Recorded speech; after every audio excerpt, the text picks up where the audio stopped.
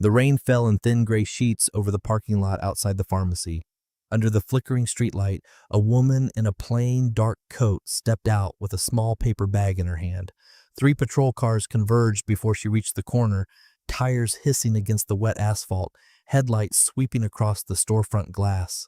3 officers stepped out, hands resting near their belts, eyes narrow with a suspicion that had no evidence behind it and never would. Within seconds, she was pressed against the hood of a cruiser, her cheek against cold, wet metal because she looked, in their words, like someone worth stopping. A crowd gathered under umbrellas, phones raised, capturing every second, while one officer smiled the way men smile when they believe consequences belong to other people. The woman said nothing unkind. She simply waited, calm as still water, while the cold cuffs closed around her wrists. Once the metal clicked shut, she asked permission to reach into her coat, slow and deliberate, giving no one a reason to panic. She pulled out a small leather case, opened it without hurry, and let a gold badge catch the streetlight for every phone camera to see. The smiles disappeared instantly, replaced by something closer to dread.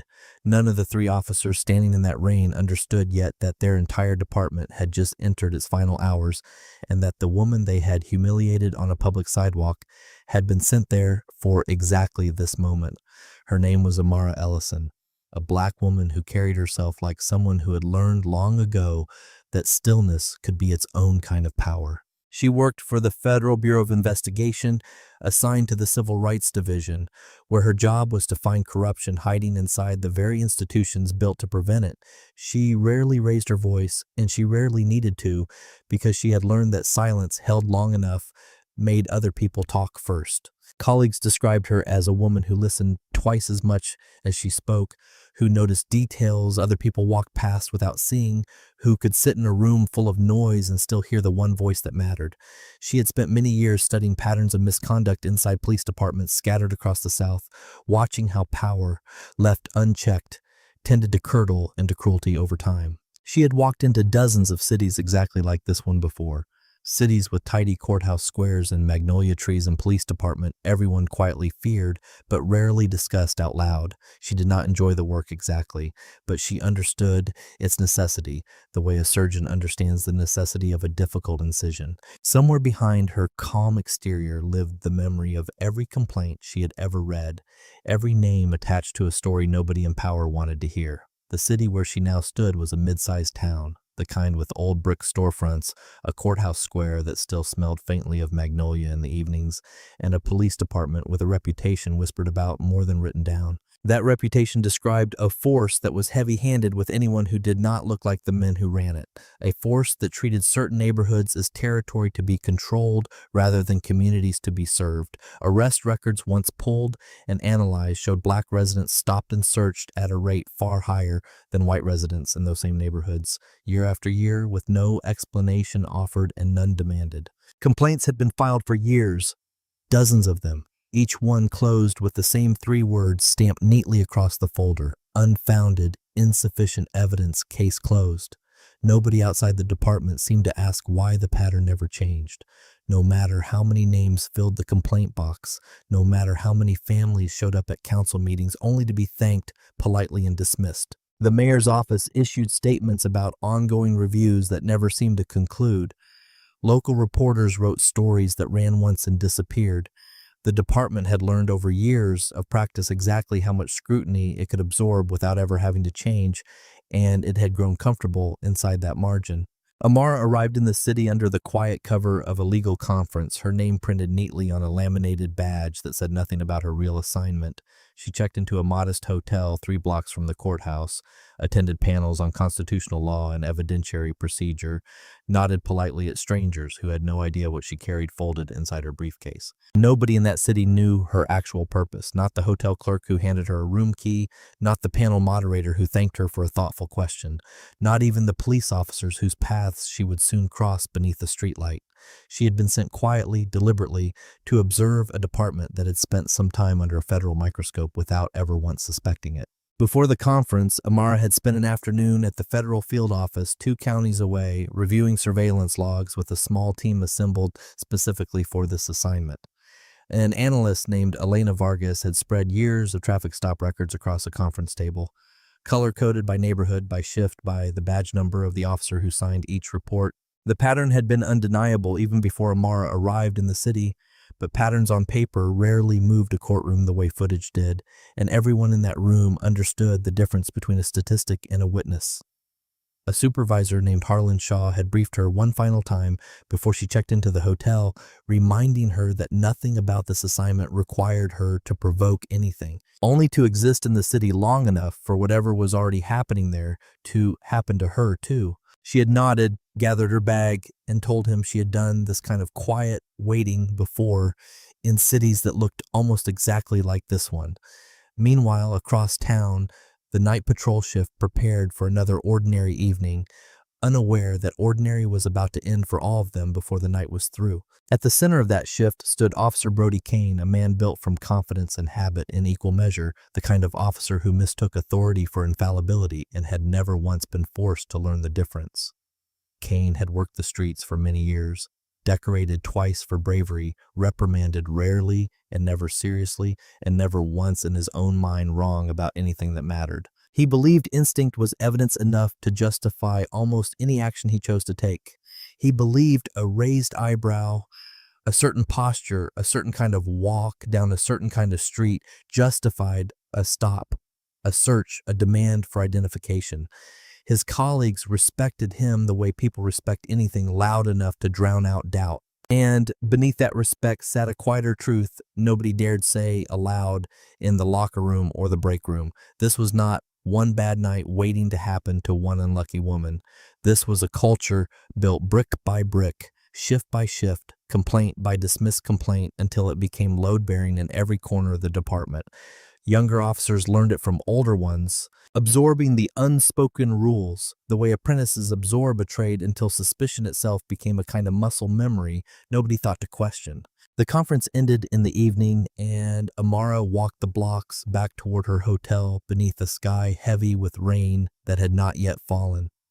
She wore a dark coat against the evening chill, carried a leather bag over one shoulder, and kept her stride even and unhurried the way she always did after a long day spent listening to other people's certainty.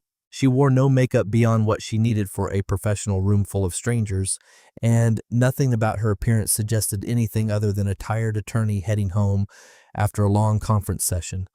From 2 blocks away, half hidden in the shadow of a parked delivery truck, Brody Kane watched her walk past a darkened storefront, and something in his gut, the same gut that had failed him before without consequence, told him she did not belong there. "She's suspicious," he said into his radio, though nothing about her matched any description on record that night.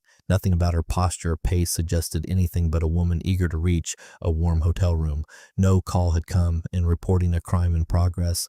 No witness had described a suspect matching her clothing or her build. No lookout bulletin mentioned a woman in a dark coat walking briskly through a downtown sidewalk after a legal conference. There was only a feeling dressed up as instinct, dressed up as policing, and Kane trusted that feeling the way he always had because it had never once been challenged before this exact night. The patrol car swung around the block, tires hissing against wet asphalt, and pulled alongside her with its lights spinning red and blue against the storefront glass. Amara stopped walking the moment the lights hit her because she understood, better than almost anyone standing on that street, exactly how these moments could end if handled wrong. She had watched footage of encounters that ended badly for reasons no more substantial than the one unfolding around her now. The officers stepped out, hands resting near their holsters, voices sharp with commands before a single question had been asked or a single crime named. "Raise your hands. Open the bag. Where's your identification?" She complied with each instruction, slow and deliberate, offering her hands first, opening the bag herself so no one could later claim she had resisted or reached for something dangerous. Kane searched through the bag anyway, pulling out papers, a phone, a set of keys, turning each item over as though something incriminating might fall out if he shook it hard enough. A small crowd began to gather on the far sidewalk beneath awnings and umbrellas. Phones rose one by one to record what was unfolding beneath the streetlight. A man walking his dog stopped to watch. A woman leaving a late shift at a diner slowed her steps, phone already raised. Nobody intervened because nobody ever did in moments like this. But nobody looked away either. The search turned into something closer to theater. Kane narrated his suspicions aloud for the benefit of no one and everyone at once. He raised his voice louder than the moment required, the kind of volume meant to perform authority rather than simply assert it. He used words that carried more insinuation than accusation, calling her evasive when she answered plainly, calling her defensive when she stood still and said nothing at all. A younger officer standing near the second cruiser hesitated, his hand hovering uncertainly near his belt, his eyes flicking between Kane and the woman he did not seem entirely convinced was dangerous. His name, though nobody in the crowd knew it yet, was Reed Sullivan, still relatively new to the job and still young enough to notice when something felt wrong. Kane caught the hesitation in his rookie's face and crushed it instantly, the way he had crushed every small doubt that had ever threatened his authority on a street corner. "Cuff her," he said, flat and final, the kind of order that left no room for a rookie's uncertainty to grow into a question. Sullivan hesitated only a fraction of a second longer before reaching for his own cuffs, his movements stiff, his jaw tight, the muscles in his hands betraying a reluctance his mouth was too afraid to voice out loud. Amara asked the only question that actually mattered in that moment. "Am I under arrest?" Kane answered without looking at her directly, already reaching for the cuffs at his own belt as though the question were beneath answering. "Not yet." The cuffs closed around her wrists anyway, cold and tight. Though the law required an arrest to be declared before restraint could be justified, and no arrest had been declared by anyone standing on that street, no one read her rights. No one explained the charge because there was no charge, only a feeling that had calcified into action long before anyone paused to question where that feeling had come from. Amara did not raise her voice, did not pull away, did not give them a single reason to escalate further than they already had. She simply stood there, spine straight, chin level, eyes steady, while a dozen phone cameras recorded a woman being restrained for the apparent crime of walking home calmly after a long day of work. Rain began to collect on her shoulders, running in small rivers down the dark fabric of her coat. And still she said nothing that could be twisted into a justification for what was happening to her. A woman near the edge of the crowd, an off-duty nurse named Deborah Simmons, stepped closer and called out that she had seen the entire thing from the start, that the woman in the coat had done nothing but stand still and answer every question asked of her. Kane told her to step back, his voice, sharper now, aimed at the crowd instead of at Amara, as though the real threat that evening had suddenly become the people watching rather than the woman in handcuffs. Deborah did not step back. She simply raised her phone higher and kept recording, her jaw set the way people's jaws set when they decide quietly and firmly that they will not look away this time. Other onlookers began murmuring the same thing to each other, comparing notes in real time, building among themselves an informal record of events that would later match almost word for word the footage investigators eventually reviewed. Time passed, filled with radio chatter and the low murmur of onlookers whispering to each other beneath their umbrellas, some already texting friends about what they were witnessing. Amara finally spoke again, her voice even, almost gentle, the way someone speaks when they have made this exact calculation many times before in many different cities. "May I reach my inside pocket?" Kane, perhaps sensing the crowd's growing unease pressing against the edges of the scene, perhaps simply out of ingrained habit, nodded and allowed it without much thought. She reached in, slowly, every motion deliberate, giving him no excuse and no surprise, and pulled out a slim leather case worn soft at the edges from years of quiet use. She opened it without hurry, letting the gold shield catch the streetlight directly, letting the federal seal sit in plain view for every phone camera angled toward her to capture clearly. Beneath the badge sat her credentials, her real name printed beside two words that changed the entire meaning of the last stretch of time for everyone standing in the rain: Civil Rights Division. The crowd went silent almost immediately, the kind of silence that arrives when everyone realizes at once that the story they are filming has just become something else entirely. Kane's face drained of color in the space of a single breath, his mouth opening without sound coming out for what felt like a very long moment. Somewhere behind him, a flashlight slipped from another officer's hand and clattered against the wet pavement, the sound unnaturally loud against the sudden hush. Reed Sullivan's hand fell away from his own belt entirely, his eyes fixed on the badge as though trying to memorize every detail of it. Amara said only one sentence into the stunned quiet that followed, her voice no louder than before, no angrier than before, simply final. I repeatedly identified myself. No one answered her because there was nothing left to say that would not make things worse for the men standing around her. The rain finally began to fall in earnest, soft and steady, as though the sky itself had waited for this exact moment to release what it had been holding all evening. Somewhere in that crowd, a dozen phones kept recording, capturing footage that would travel far beyond this street corner before the night was over, shared and reshared until strangers, hundreds of miles away, knew the name of a department they had never heard of that morning. Most of the people watching believed the story had reached its ending right there beneath the streetlight. Badge exposed, officers frozen, justice apparently served in a single dramatic reveal. But nothing about that night had been an accident, and nothing about Amara's presence in that city had been left to chance or coincidence. In the months before that evening, the Bureau had quietly gathered testimony from residents who had grown tired of filing complaints that vanished into locked drawers without ever surfacing again. Investigators had collected footage from doorbell cameras positioned along patrol routes, pulled traffic stop data from state records, and mapped patterns across neighborhoods block by block until the numbers told a story no supervisor could keep denying with a straight face. Numerous separate complaints had crossed federal desks in that window alone, each one describing some version of the same encounter, repeating itself with different names attached to nearly identical details. A young man stopped for walking too slowly near a jewelry store. A grandmother searched for carrying a bag that rattled with prescription bottles. A teenager handcuffed for standing outside his own front door. What happened to Amara that night was never the beginning of the investigation. It was the final piece. The one moment federal agents needed captured cleanly, without staging, without warning, exactly as it would have happened to anyone else who did not happen to carry a badge in their coat pocket. Kane had no idea, standing there soaked in rain and shame, that he had just handed investigators the cleanest evidence of the entire case against his department. He had performed in full view of dozens of cameras and dozens of witnesses the exact behavior that numerous complaints had already described in careful, repetitive writing. He had done it to a federal agent whose only job that week had been to watch and wait and see whether the pattern held true one final time before the file closed for good. By morning, the quiet town found itself hosting visitors it did not expect and could not turn away, no matter how many calls the mayor's office made. Federal agents arrived first, moving through the department's front doors with a calm that unsettled everyone who saw it, followed by representatives from the Department of Justice carrying binders thick with months of accumulated evidence.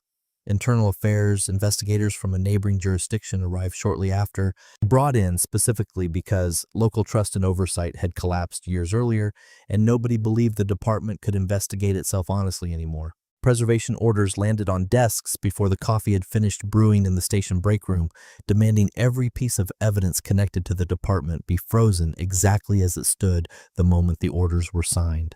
Body camera footage, radio transcripts, arrest logs stretching back years, internal emails, text message threads, dispatch recordings, training records, all of it suddenly untouchable under federal seal and federal watch. Officers who had grown used to controlling their own paperwork found themselves locked out of systems they had once treated as private property.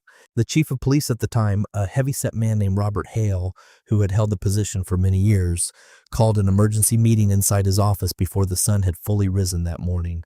He stood at the head of a long table, addressing captains and lieutenants who had until that moment always looked to him for reassurance that whatever storm was coming would eventually pass the way every previous storm had passed before it. This time his voice carried none of its usual certainty, and several officers in that room later admitted they understood, watching him struggle for words, that nothing about this situation resembled the complaints they had weathered in years past. Hale ordered everyone to cooperate fully with federal investigators, a directive that arrived roughly hours too late to undo anything that had already been logged, copied, and secured somewhere far outside the building's own servers. Elena Vargas, the analyst who had spent months mapping traffic stop data long before Amara ever checked into her hotel, flew into the city that same morning to assist the incoming investigative team directly on the ground. She sat for hours on end, cross-referencing dispatch logs against arrest records, occasionally pausing only to eat a sandwich someone had left on the corner of her borrowed desk. By evening, she had built a timeline so precise that investigators could trace almost to the minute when certain reports had been altered and by which login credentials the changes had been made. Her work, quiet and largely invisible to anyone outside the investigation, became the backbone that every later courtroom argument rested upon without most of the public ever learning her name. Panic moved through the department faster than any official statement could contain it or slow it down. A handful of officers reportedly considered deleting files from shared drives late that same morning, or quietly rewriting incident reports to soften language that had once seemed harmless enough to leave unchanged. One sergeant allegedly attempted adjusting timestamps on an arrest log from several months earlier, hoping to obscure a pattern he had helped create without ever naming it as a pattern in his own mind. He discovered far too late that federal investigators had already secured a mirrored copy of every server months before Amara had ever set foot in the city at all. Another officer, a veteran named Bruce Whitfield, spent the better part of that first chaotic morning trying to reach a union representative on the phone, convinced that whatever was unfolding could still be managed the way earlier controversies had always been managed before. He learned by early afternoon that the union representative had already been contacted separately by federal investigators, and that any advice he might receive would come wrapped in far more caution than reassurance. Whitfield sat alone in the break room for a long while that day, staring at a cup of coffee gone cold, running through years of stops and searches in his mind, trying to recall which ones might now look different under a stranger's careful review. Every keystroke, every edit, every late-night login attempt had already been logged, somewhere agents controlled entirely, not the department, not any officer inside it. The illusion of control the department had enjoyed for years evaporated within days of that rainy encounter beneath the streetlight, leaving officers who had never once feared consequences suddenly staring directly at them. What investigators uncovered went far beyond one officer's bad judgment on one wet street corner on one ordinary night. Reports had been quietly altered over years to justify stops that never had legal grounding in the first place. Language shifted just enough to survive a cursory review. Body camera footage showed gaps exactly where questionable force had been used. Footage mysteriously interrupted or corrupted at conveniently timed moments that investigators no longer believed were accidents. Arrests had been logged using language crafted specifically to survive scrutiny, phrases repeated so often across different officers' reports that investigators suspected coaching rather than coincidence. A shared script passed quietly from veteran to rookie. Excessive force complaints, when they were not buried outright in some forgotten filing cabinet, were quietly settled with confidentiality agreements that kept victims silent and payouts hidden from public budget reviews entirely. Officers who had tried raising concerns internally years before Amara ever arrived found themselves reassigned to worse shifts, passed over for promotion without explanation, or simply frozen out of the informal networks that made the job survivable day to day. The department had built, without ever calling it by name, a system that rewarded silence and punished conscience. The corruption reached higher than Brody Kane alone, threading upward through a chain of command that had protected itself for years through simple, quiet complicity. A lieutenant named Marcus Reed had signed off on reports he never read carefully enough to question, trusting the officers beneath him precisely because questioning them would have meant confronting a truth he preferred not to see. Two shift captains had quietly discouraged officers from documenting incidents that might draw outside attention, framing caution as loyalty and loyalty as the highest virtue the job required. A deputy chief, a man named Victor Lang, had personally advised subordinates on how to phrase incident reports to avoid triggering federal review thresholds entirely. According to internal messages investigators later recovered from a backup server nobody had thought to check, each of them had believed themselves insulated by rank, by seniority, by the simple, comfortable fact that nobody outside the department had ever successfully challenged them before that rainy night. Their confidence had been built on decades of complaints disappearing quietly into locked drawers, and they had never once imagined a single evening could unravel all of it at once. Investigators also uncovered a smaller, quieter scandal buried inside the larger one, a pattern of officers accepting favors from a handful of local business owners in exchange for aggressive patrols around their storefronts. A pawnshop owner named Wallace Perry had for some time provided free equipment and occasional cash gifts to officers willing to treat the block outside his store as a personal jurisdiction, chasing away anyone he found unwelcome. Regardless of whether they had broken any law, none of it had ever appeared on a single incident report because none of it had ever been meant to. When investigators finally traced the pattern back to its source, Perry cooperated quickly, eager to avoid charges of his own, and his testimony closed several remaining gaps in the timeline that federal analysts had struggled to connect using footage alone. Reed Sullivan, the same rookie who had hesitated the night Amara was cuffed on that sidewalk, made a decision in the days that followed that would matter more than he understood at the time he made it. He came forward voluntarily, walking into a federal field office with a folder under his arm, turning over emails he had saved without fully knowing why he had kept them. He handed over screenshots of text threads where superiors joked about which neighborhoods to patrol harder, internal memos hinting at quotas disguised carefully as productivity goals, and a handwritten note from a supervisor telling him not to worry so much about paperwork nobody would ever read closely. Everything he handed over matched detail for detail the patterns investigators had already mapped from numerous prior complaints filed over the preceding years. His name and his willingness to speak plainly about what he had witnessed and participated in did not save him from his own scrutiny, but it did something the department had not expected from any of its own. It gave the case a human face, willing to say clearly and on the record that the culture Amara had exposed was real, was deliberate, and had been built long before she ever arrived in the city. The public hearing filled the city council chambers long before the scheduled start time. Every seat taken. Reporters lined against the back wall with cameras balanced heavily on their shoulders. Attorneys sat beside grieving families who had waited years for anyone in a position of power to finally look their way and take their complaints seriously. Community organizers who had spent a decade demanding reform sat quietly near the front, some holding photographs of relatives who had never gotten this kind of public attention for what happened to them. Among them sat a woman named Loretta Banks, whose nephew had been arrested years earlier under circumstances nearly identical to what happened to Amara. Though his case had never once drawn a camera or a headline, she had attended every council meeting since that arrest, spoken during public comment more times than she could count, and watched her complaints get filed away with the same 3 dismissive words used on every other case. She had not expected walking into the chamber that morning that the hearing would finally include her family story alongside so many others. But when the prosecutor read a summary of prior complaints into the record, her nephew's name appeared among them, spoken aloud in a public chamber for the first time in years. She did not cry until she was outside the building afterward, standing alone on the courthouse steps, finally able to exhale after years of holding her breath. The footage from that rainy street corner played first, silent except for the ambient hiss of rain and the low murmur of Kane's voice demanding compliance from a woman already fully complying with every instruction given to her. Watching it unfold on a large screen at the front of the chamber, stripped of context, stripped of excuse, made the room go still in a way that written reports and dry statistics never quite managed to achieve on their own. After the footage from that night finished playing, investigators presented the wider evidence, layering additional body camera clips against store surveillance video and GPS data pulled directly from patrol vehicle systems. Timestamps that officers had once claimed supported their version of events instead contradicted them minute by minute, second by second, in front of a room full of witnesses and cameras. Kane attempted to explain his actions from the witness stand, insisting his instincts had been sound, insisting the situation had required a caution that only years of experience could properly justify to anyone unfamiliar with the streets.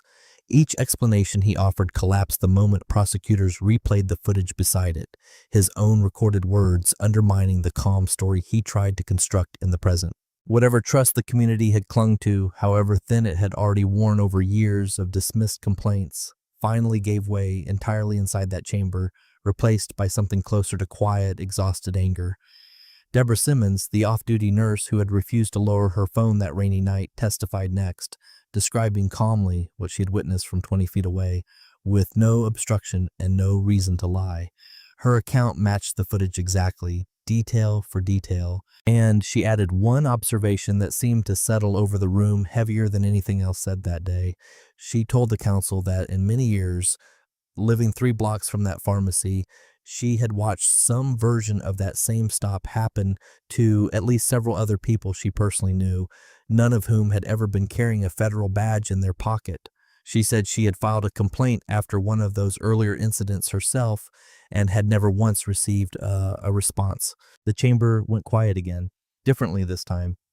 The silence of people recognizing that the woman on trial that day was never truly the only victim in this story, only the one whose case finally could not be buried. Weeks later, the Department of Justice released its findings in a lengthy report detailing patterns of unconstitutional stops, falsified documentation, and retaliation against officers who had tried to report misconduct through proper channels. Several officers faced formal suspension, some faced criminal charges ranging from falsifying records to civil rights violations, and a number lost their certifications permanently, barred from ever wearing a badge again in any jurisdiction within the state. The deputy chief resigned quietly before the report's public release, avoiding cameras entirely on his way out of a building he had once run with near total authority. Soon after, the entire command structure of the department had been dismantled and rebuilt from outside leadership brought in specifically to avoid the old loyalties that had allowed the culture to persist for so long.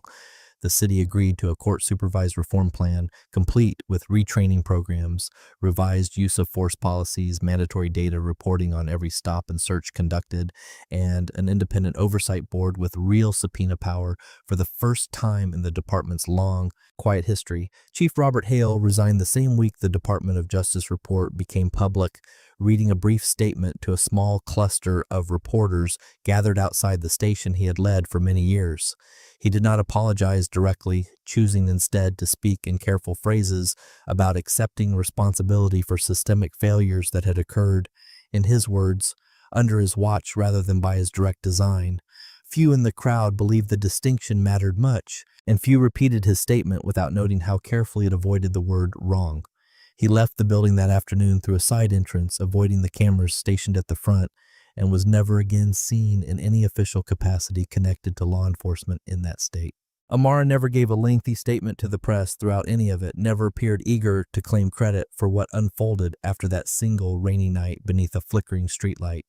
When reporters pressed her outside the courthouse following the hearing, microphones crowding close around her face, she offered only a single sentence delivered without heat or triumph in her voice. "Accountability protects everyone." She said it plainly, the way she said most things that mattered. And then she walked past the cameras without another word, leaving the reporters to fill their broadcasts with whatever meaning they chose to attach to those 3 words. In the months that followed, the department that had once quietly terrified its own citizens began to look cautiously like something new was actually taking root inside it.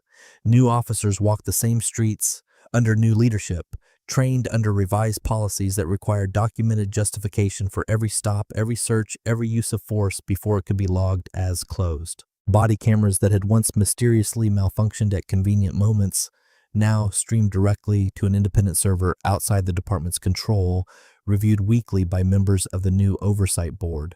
Implicit bias training, once treated as a checkbox exercise squeezed into a single afternoon, became a mandatory component woven into every training cycle, revisited regularly rather than forgotten after one session and never mentioned again. Slowly, residents who had stopped calling the police out of fear began speaking with officers on their own porches again, tentative but present, testing carefully whether the change happening around them was real or simply cosmetic, dressed up for cameras. A few families who had filed complaints years earlier finally received letters acknowledging what had happened to them, letters that arrived far too late to undo the harm, but early enough to mean something all the same. Loretta Banks received one of those letters on a quiet afternoon, opening it at her kitchen table with hands that trembled slightly as she read the department's formal acknowledgement of what her nephew had experienced years before. She placed the letter in a drawer beside an old photograph of him, not because the words fixed anything that had already happened, but because, for the first time since his arrest, someone in an official capacity had finally admitted in writing that he had been telling the truth all along. The new Independent Oversight Board held its first public session on a warm evening in early autumn, attended by more residents than any council meeting the city had hosted in over a decade. Members of the board, chosen specifically from outside the department's old network, reviewed a stack of body camera footage from the preceding period, checking each stop against the newly required documentation standards. They found the vast majority compliant, a handful requiring follow-up questions, and one requiring formal review, a ratio that would have been unthinkable under the old command structure barely a year earlier. Residents and attendants applauded quietly at the end of the session, not because the work was finished, but because, for the first time in longer than most of them could remember, someone was actually watching closely and writing down what they saw. Amara returned to Washington not long after the hearings concluded, back to an office that looked much like it had before she left, stacks of files still waiting patiently on the corners of her desk. A colleague, curious about the toll months of quiet surveillance must have taken on her, asked her one evening over coffee if it had all been worth the cost to her personally. She looked out the window for a moment before answering, watching the lights of the city flicker against an early evening sky the color of faded denim. "It was never about one arrest," she said finally, her voice quiet but entirely certain of itself. "It was about changing what everyone thought could never change." Somewhere far south in the town where it had all begun on a rainy sidewalk outside a pharmacy, a maintenance crew removed the old department sign from its post outside the station, replacing it with something newer, something that no longer carried the invisible weight of numerous unanswered complaints behind its lettering. The building looked much the same from the outside, brick and glass under an ordinary sky, cars parked in the same familiar rows along the same cracked pavement. But everything inside it now answered to eyes that had not been watching before, to systems that no longer forgot as conveniently as they once had. Officers who once believed themselves above scrutiny now filed reports knowing someone somewhere would actually read them carefully and ask questions if the details did not line up. Reed Sullivan stayed on the force, promoted quietly in time, often the first to remind newer recruits why documentation mattered more than instinct alone. Nobody in that city forgot the rainy night a woman in a plain dark coat had been cuffed on a public sidewalk for the crime of simply walking home from a conference on an ordinary evening. Deborah Simmons kept the original footage from her phone long after the trial concluded, storing it carefully the way some people store letters from relatives who have passed, not because she needed to watch it again, but because she understood its weight. She told a local reporter in one of the only interviews she ever agreed to give that she had not filmed that night hoping to become part of any larger story. She had simply refused in that particular moment to let a woman disappear quietly into a system that had disappeared so many people before her without consequence. Her footage, stitched together with dozens of other clips from strangers she never met, became part of a training module the new department eventually used to teach incoming officers exactly what unlawful escalation looked like from the outside. Frame by frame, second by second. Brody Kane never worked in law enforcement again, his certification revoked permanently by a state board that reviewed his record alongside the footage from that night and found nothing left to defend. He moved out of the county within a year, according to public records, and declined every request for comment that followed him afterward. Victor Lang, the deputy chief who had once advised his officers on how to phrase their way around federal scrutiny, faced his own separate hearing months later, his calm authority replaced by the same defensive stammering he had once mocked in weaker men beneath him.